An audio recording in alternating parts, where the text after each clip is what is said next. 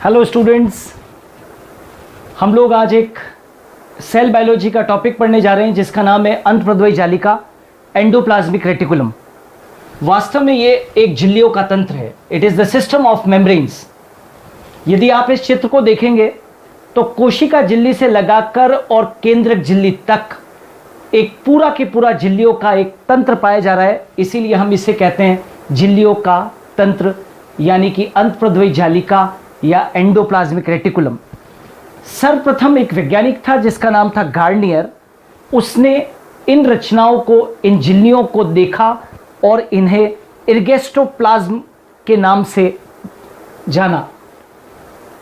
उसके बाद में एक वैज्ञानिक आया जिसका नाम था पोर्टर।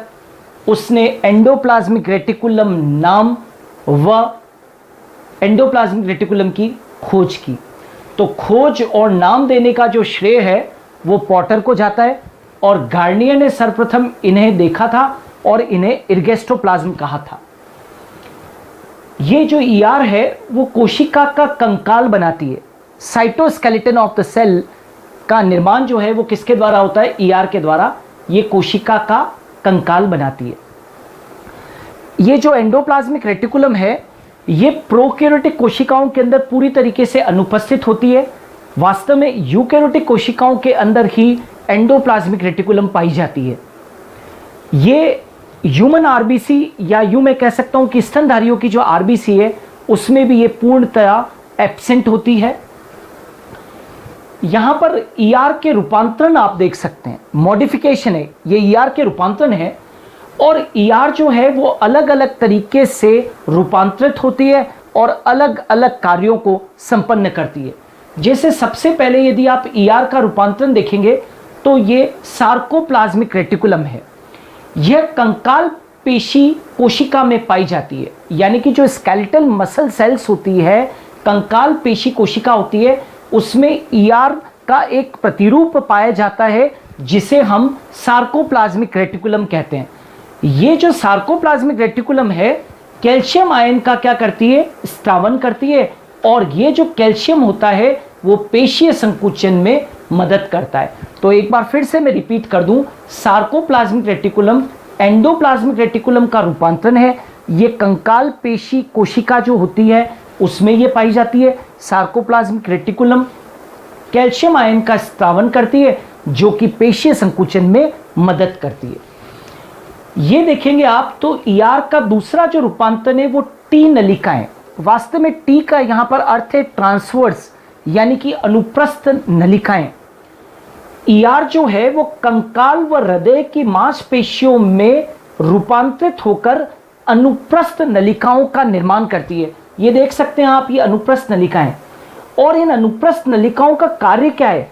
तो ये जो अनुप्रस्थ नलिकाएं होती है वो मांसपेशियों का उद्दीपन व संचारण करती है। तो ये एक और रूपांतरण है ईआर का। एक तीसरा और रूपांतरण है ईआर का जिसे हम माइलॉइड बॉडीज या माइलॉइड काय के नाम से भी जानते हैं।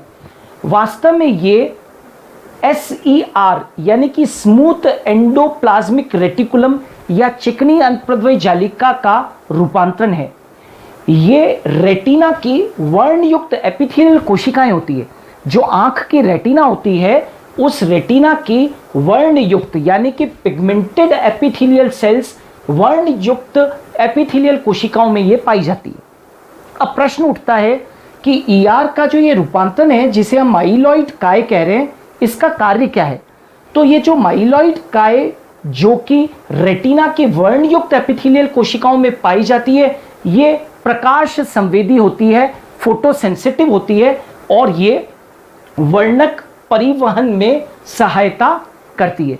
तो ये 3 ईआर के रूपांतरण है। एक बार फिर से देख लीजिए, ये 3 ईआर के रूपांतरण है, सार्कोप्लाज्मिक रेटिकुलम, टी नलिकाएं और माइलॉइड बॉडीज यानी कि माइलॉइड काय। तो ये 3 रूपांतरण थे। अब आइए हम जानते हैं कि जो अंतःप्रद्वयी जालिका होती है वो किन किन घटकों से बनी होती है, किन किन कंपोनेंट से बनी होती है। तो यदि हम देखेंगे तो 3 घटक मुख्य होते हैं जो कि ईआर के अंदर पाए जाते हैं। तो हम पढ़ने जा रहे हैं ईआर के घटक, यानी कि ईआर के कौन कौन से कंपोनेंट्स होते हैं। तो ईआर के कुल मिलाकर 3 कंपोनेंट्स होते हैं। सबसे पहला जो कंपोनेंट है उसको हम सिस्टर्नी कहते हैं, सिस्टर्नी। दूसरा जो कंपोनेंट है उसे पुटिकाएं कहते हैं, और तीसरा जो कंपोनेंट है उसे हम नलिकाएं कहते हैं। इन्हें इंग्लिश के अंदर ट्यूब्यूल्स कहते हैं, इन्हें वेसिकल्स कहते हैं, और इन्हें सिस्टर्नी ही कहते हैं। तो कुल मिलाकर 3 कंपोनेंट्स हैं, सिस्टर्नी, पुटिकाएं और नलिकाएं। आइए आप जानें कि इन तीनों के अंदर अंतर क्या है। ये जो सिस्टर्नी होती है ये इस प्रकार की रचनाएं हैं, अशाखित रचनाएं हैं, और इन रचनाओं के ऊपर राइबोसोम पाए जाते हैं।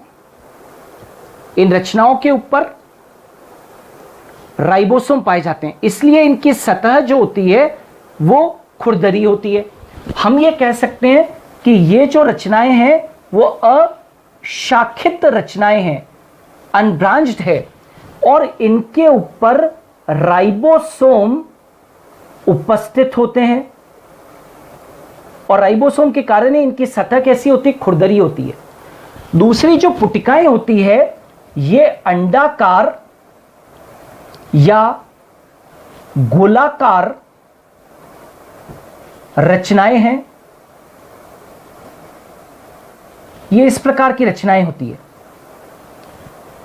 और इनका मुख्य कार्य होता है कि ये संग्रह से संबंधित होती है।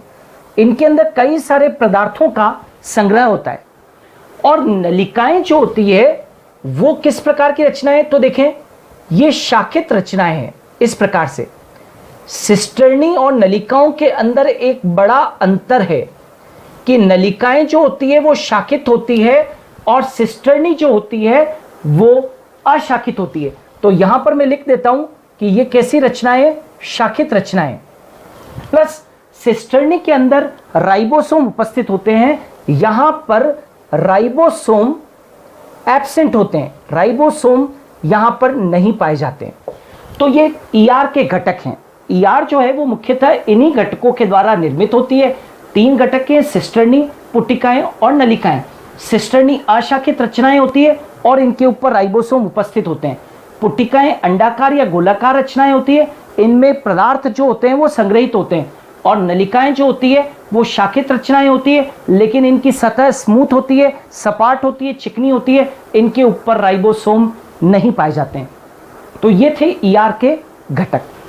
अब ईआर के घटकों को पढ़ने के बाद में जो सबसे मुख्य चीज आती है वो है ईआर के प्रकार, कि ईआर जो होती है वो कितने प्रकार की होती है।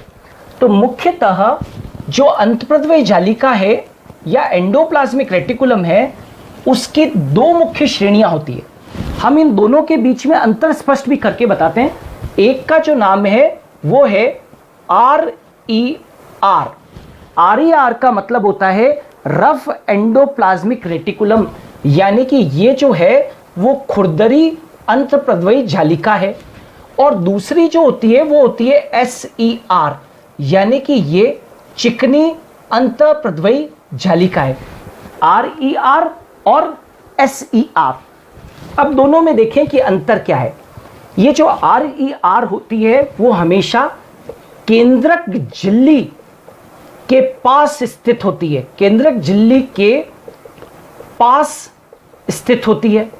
आप चित्र में भी देख सकते हैं कि मैंने RER को केंद्रक झिल्ली के पास में बना रखा है, जबकि जो स्मूथ एंडोप्लाज्मिक रेटिकुलम होती है वह कोशिका झिल्ली के पास में पाई जाती है। कोशिका झिल्ली के पास स्थित होती है। यानी कि मैं एक बार फिर से बता दूं कि केंद्र भाग के अंदर तो केंद्र भाग के पास में तो RER होती है, और परिधि के पास में क्या होती है, SER होती है। RER स्थायी रचना है, ये स्थायी रचना है, और ये जो है वो कम स्थायी रचना है। यदि मैं इसे बोलूं तो ये स्थायी रचना का मतलब है ये ज्यादा स्टेबल रचना है, ये ज्यादा स्टेबल रचना है और ये कम स्टेबल रचना है। दूसरा, RER को RER क्यों कहते हैं? क्योंकि इसकी सतह कैसी खुरदरी है, तो इसके ऊपर क्या पाए जाते हैं? राइबोसोम उपस्थित, राइबोसोम उपस्थित। और राइबोसोम भी कैसे? बड़ी उप इकाई से जुड़ते हैं। याद रहे, राइबोसोम अपनी बड़ी उप इकाई से ER से जुड़ते हैं।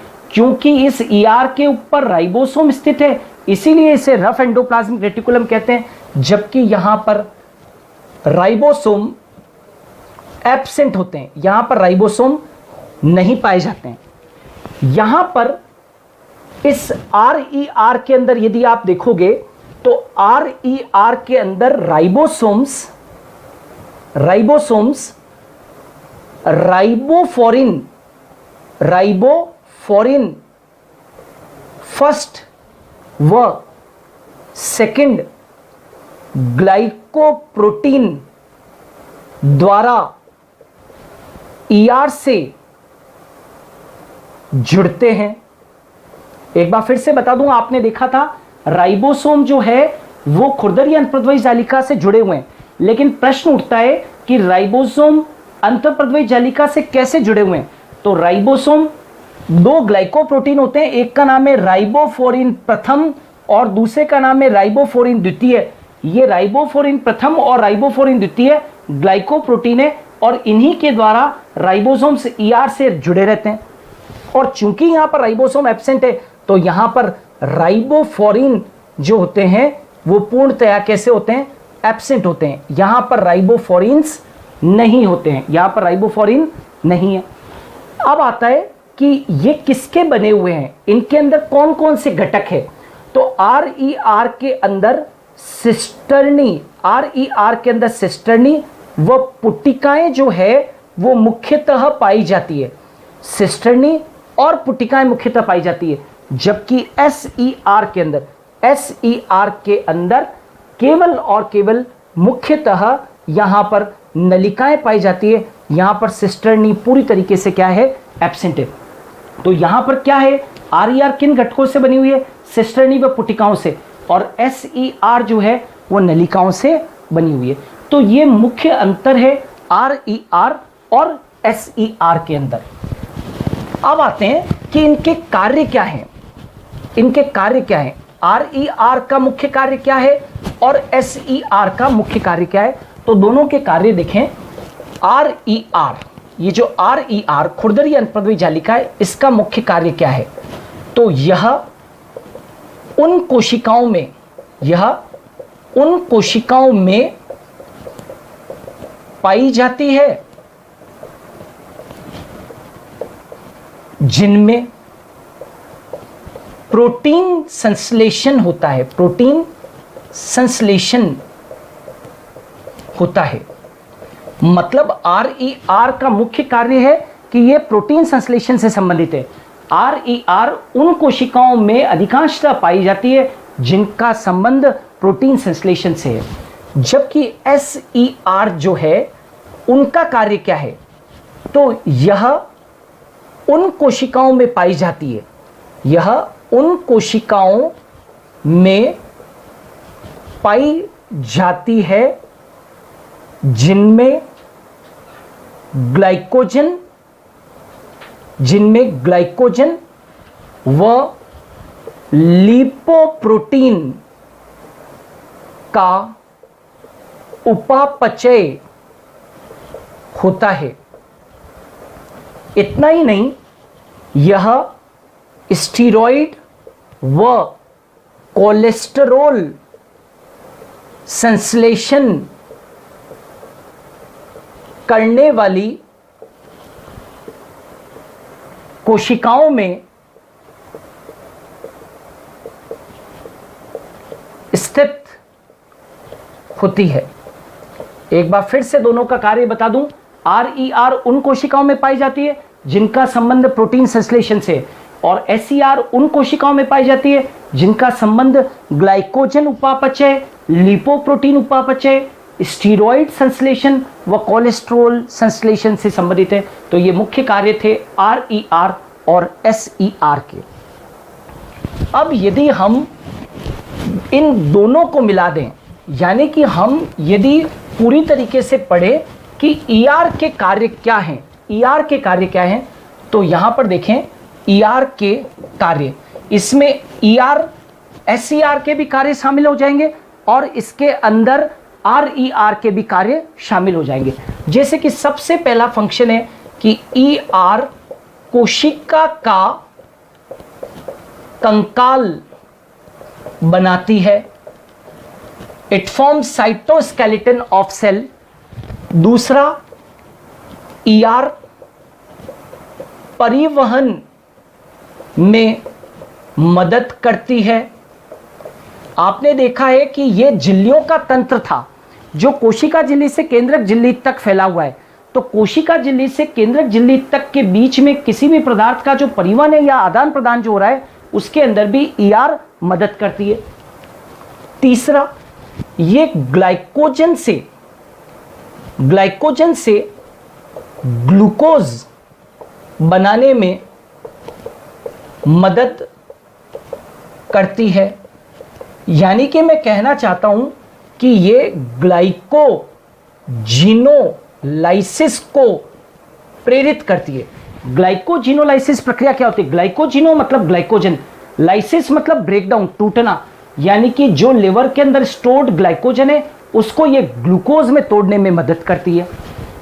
चौथा, केंद्रक झिल्ली के निर्माण में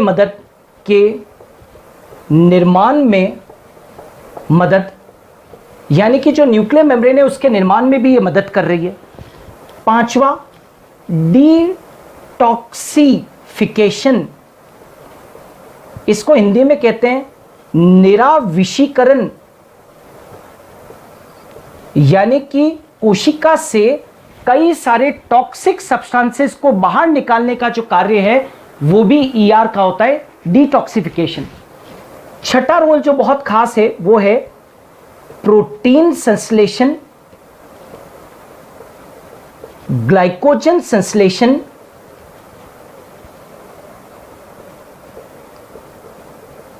व लिपोप्रोटीन संश्लेषण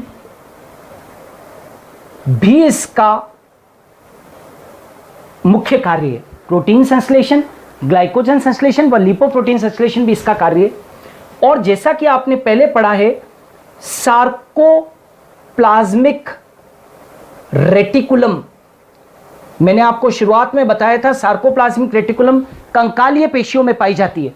तो सार्कोप्लाज्मिक रेटिकुलम जो कि कंकाल पेशी में पाई जाती है वह कैल्शियम आयन का स्त्रावन करती है, वह पेशी संकुचन में मदद करती है। तो ये जो 7 कार्य मैंने लिखे हैं ये महत्वपूर्ण कार्य थे ER के। इन फंक्शंस को याद रखिए, इनसे एग्जाम्स के अंदर क्वेश्चंस पूछे जाते हैं। यदि आपको ये वीडियो पसंद आया हो तो मेरे चैनल को सब्सक्राइब कीजिएगा, मेरे वीडियो को लाइक और शेयर कीजिएगा। हम फिर मिलेंगे नए वीडियोस के साथ में, न्यू टॉपिक्स के साथ में। जय हिंद।